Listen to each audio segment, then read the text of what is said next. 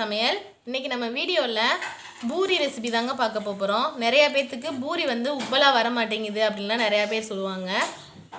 பிகினர்ஸுக்கெலாம் பூரி மாவு பிணையிறதுல கொஞ்சம் கஷ்டம் இருக்கும். அவங்களுக்கு ரொம்ப சுலபமான முறையில் எப்படி செய்கிறதுன்றதை நான் சொல்கிறேன். இப்போ வந்து நான் ஒரு 50 கிராம் அளவுக்கு ரவை ஊற வச்சுருக்கேன். 1/2 கிலோ அளவுக்கு கோதுமை மாவு பாக்கெட் எடுத்து வச்சுருக்கேன். ரவையை ஒரு 10 நிமிஷம் ஊற வச்சுக்கணும். இது கூடயே ஒரு 2 ஸ்பூன் அளவுக்கு நம்ம எண்ணெய் சேர்த்துக்கலாம். இது எல்லாத்தையும் நல்லா மிக்ஸ் பண்ணிவிட்டு இது கூட நம்ம கோதுமை மாவை கலந்துக்கலாம்.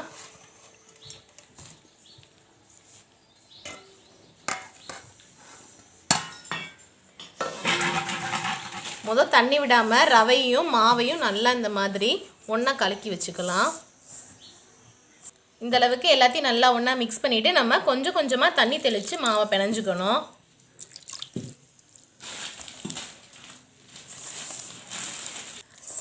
இந்த அளவுக்கு கொஞ்சம் நல்லா பிணைஞ்சிக்கோங்க. இது கூட இன்னும் கொஞ்சம் நல்லா தண்ணி சேர்த்து எல்லா மாவும் நல்லா ஒன்றா திரட்டி வர அளவுக்கு நல்லா பிணைஞ்சிக்கலாம்.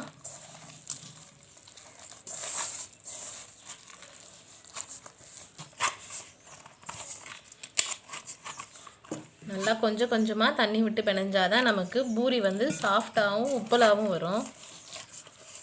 பார்த்திங்கன்னா இப்போ நல்லா எல்லா மாவையும் நல்லா திரட்டி இந்த மாதிரி பிணைஞ்சாச்சு. இதை நல்லா ஒரு 5 நிமிஷத்துக்கு இந்த மாதிரி பிணைஞ்சிக்கிட்டேவும் இப்படி அடிச்சு பிணைஞ்சோம்னா இன்னும் நல்லா சாஃப்ட் ஆயிரும்.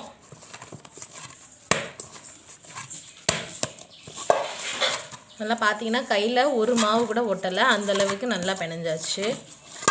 கொஞ்சம் கொஞ்சமாக தண்ணி விட்டு பிணைஞ்சாலே நம்ம நல்லா பிணைஞ்சிடலாம். இந்தளவுக்கு சாஃப்டாகவும் இருக்குது பாருங்கள். இந்த ஸ்டேஜில் நம்ம லைட்டாக எண்ணெய் தடவி அப்படியே இது ஒரு 1/2 அன் ஹவர் நல்லா மூடி வச்சிடலாம்.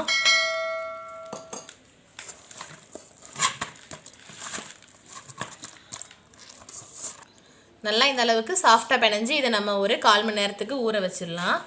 இது ஊறுறதுக்குள்ளே நம்ம போய் பூரி கிழங்கு ரெடி பண்ணிடலாம். ஒரு பாத்திரத்தை அடுப்பில் வச்சு அதில் கொஞ்சமாக நம்ம நல்லெண்ணெய் விட்டுக்கலாம். எண்ணெய் சூடேறினதும் கொஞ்சம் சோம்பு, ஒரு பட்டை, ஒரு அன்னாசி பூ, இந்த எல்லாத்தையும் போட்டு தாளிச்சிக்கலாம். கொஞ்சம் கருவேப்பிலையும் போட்டுக்கலாம். அது கூட நறுக்கி வச்ச ஒரு பெரிய வெங்காயம், 2 தக்காளி பழம், பச்சை மிளகாய் எல்லாத்தையும் சேர்த்து நல்லா வதக்கிடலாம். இது கூடயே கொஞ்சமாக இஞ்சி பூண்டு பேஸ்ட்டும் போட்டுக்கலாம். எல்லாம் நல்லா வதங்கவும் நம்ம அது கூட தக்காளி ஆட் பண்ணிக்கலாம். எல்லாத்தையுமே நம்ம பச்சை வடை போகிற அளவுக்கு நல்லா வதக்கி எடுத்துக்கணும். இது கூட கொஞ்சமாக பெருங்காயமும் சேர்த்துக்கலாம். 1 ஸ்பூன் அளவுக்கு மஞ்சத்தூளும் சேர்த்துக்கலாம். சேர்த்துட்டு நல்லா தண்ணி விட்டு ஒரு 5 நிமிஷம் இது நல்லா கொதிக்கட்டும். தண்ணி விட்டு எல்லாத்தையும் நல்லா கிண்டி விட்டுக்கோங்க. கொஞ்சமாக உப்பும் சேர்த்துக்கலாம். தேவையான அளவுக்கு உப்பு போட்டுக்கோங்க. போட்டுட்டு எல்லாத்தையும் நல்லா மிக்ஸ் பண்ணி ஒரு 10 நிமிஷம் அளவுக்கு அது கொதிக்கட்டும். இப்போ எல்லாம் நம்ம ஊற்றுனதெல்லாம் கொதிச்சிருச்சு. இது கூட நம்ம தோல் உரித்து வச்ச உருளைக்கிழங்க சேர்த்து ஆட் பண்ணிக்கலாம். நான் 3 ஸ்பூன் அளவுக்கு பொட்டுக்கடலை மாவு எடுத்திருக்கேன். அதை நல்லா கரைச்சி அந்த குருமா கூடயே ஊற்றிக்கலாம். இது அப்படியே கெட்டியாக வேணாலும் கெட்டியாக வச்சுக்கலாம். நான் கொஞ்சம் தண்ணி மாதிரி வேணுன்றதுக்காக கொஞ்சம் லைட்டாக தண்ணி விட்டுருக்கேன். எல்லாம் நல்லா சேர்ந்து கொதிக்கவும் நம்ம அது கூட கொஞ்சமாக கொத்தமல்லி இலை சேர்த்து தூவி இறக்கி வச்சிடலாம். அவ்வளோதான், நம்மளோட உருளைக்கிழங்கு பூரி கிழங்கு ரெடி ஆயிடுச்சு. இப்போது மாவெல்லாம் இந்த மாதிரி சின்ன சின்னதாக எடுத்து நல்லா உருட்டி வச்சுருக்கோம். அதை நல்லா இந்த மாதிரி நல்லா ப்ரஷ் பண்ணி நல்லா அமுக்கி தேய்ச்சோம்னா மாவு நல்லா நமக்கு பூரி போடும்போது நல்லா சாஃப்டாகவும் பூரி உப்பலாகவும் வரும். இந்த மாதிரி நல்லா தேய்ச்சி எல்லா உருண்டையும் உருட்டி வச்சுக்கோங்க. இப்போ இதை நம்ம தேய்ச்சி எண்ணெயில் போட்டு எடுத்துடலாம். ரொம்ப லேசாக தேய்க்கக்கூடாது. பூரிக்கு வந்து ரொம்ப லேசாகவும் ரொம்ப இதாகவும் தேய்க்கக்கூடாது. ஓரளவுக்கு கொஞ்சம் தின்னாக இருக்கிற மாதிரி தேய்க்கணும்.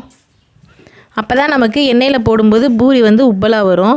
இந்த அளவுக்கு தின்னாக இருக்கணும். அப்போ தான் நமக்கு அது கரெக்டாக இருக்கும்.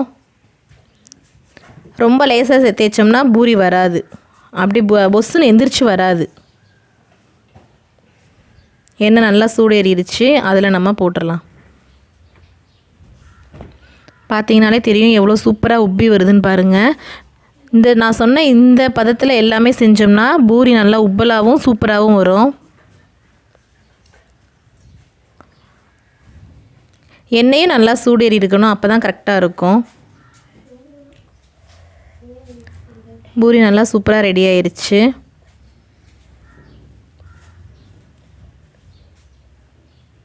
இப்போ நம்ம எடுத்துடலாம். இல்லை 2 பக்கமும் நல்லா பரட்டி விட்டாச்சு, நல்லா வெந்துருச்சு. இப்போ நம்ம எண்ணெய் வடியவும் இதை எடுத்து ஒரு பாத்திரத்தில் மாற்றிடலாம். அதே மாதிரி இன்னும் இருக்கிறது எல்லாத்தையுமே நம்ம இன்னும் போட்டு எடுத்துக்கலாம். எப்பயுமே தின்னாக தான் தேய்க்கணும். ரொம்ப சாஃப்டாக தேய்ச்சோம்னா, சப்பாத்திக்குனா தான் சாஃப்டாக தேய்க்கும் போது நல்லாயிருக்கும். இது லேசாக தேய்ச்சாலே போதும். இந்த அளவுக்கு அந்த தின்னஸ் இருந்துச்சுன்னா தான் நம்மளுக்கு பூரி உப்பலாகவே வரும். பாருங்கள், போட்டோன்னே எப்படி உப்பி வருதுன்னு பாருங்கள். அவ்வளோதான் ஃப்ரெண்ட்ஸ், நம்மளோட சூப்பரான டேஸ்ட்டான பூரியும் பூரி கிழங்கும் ரெடி ஆயிருச்சு. உங்களுக்கு இந்த வீடியோ பிடிச்சிருந்துச்சுன்னா இந்த வீடியோவை ஷேர் பண்ணுங்கள், லைக் பண்ணுங்கள். நம்ம விகேஎஸ் சமையல் சேனலை சப்ஸ்கிரைப் பண்ணி வச்சுக்கோங்க. அப்போ தான் நான் போடுற ஒவ்வொரு வீடியோவும் உங்களுக்கு நோட்டிஃபிகேஷனாக வரும். நன்றி, வணக்கம்.